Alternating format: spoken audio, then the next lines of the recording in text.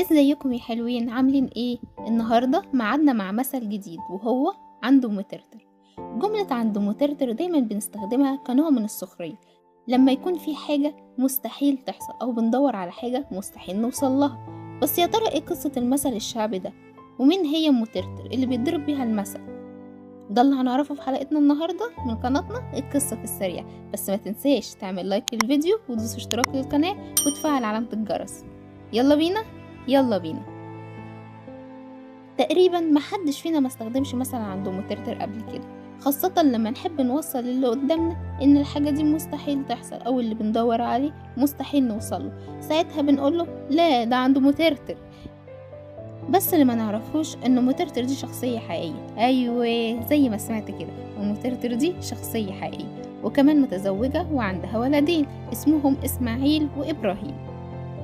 انما لقب المترتر ده طلع عليها لانها دايما كانت بتلبس جلاليب متطرزه بالترتر، عشان كده اتعرفت بين الناس باسم ام ترتر.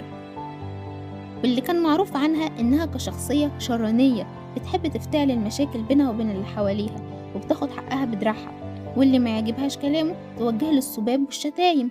بسبب كده الكل كان بيتجنبها وبيخاف يتعامل معاها.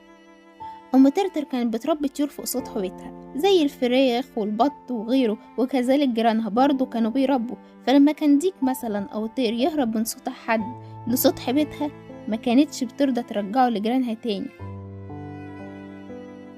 ولما كانوا صحابه يسألوا عليه الناس كانت بترد وتقول لا ده عنده أم ترتر، يعني ربنا يعوض عليك، مش هتلاقيه ولا هتعرف ترجعه منها تاني. والناس بسبب خوفهم منها وسمعتها اللي سابقاها كانوا يستعوضوا ربنا في الطير بتاعهم كأنه ضاع. ومن هنا طلع مثل عنده مترتر، يعني مستحيل تلاقي الحاجة الضايعة منك أو اللي بتفكر فيه مستحيل يحصل ويتحقق.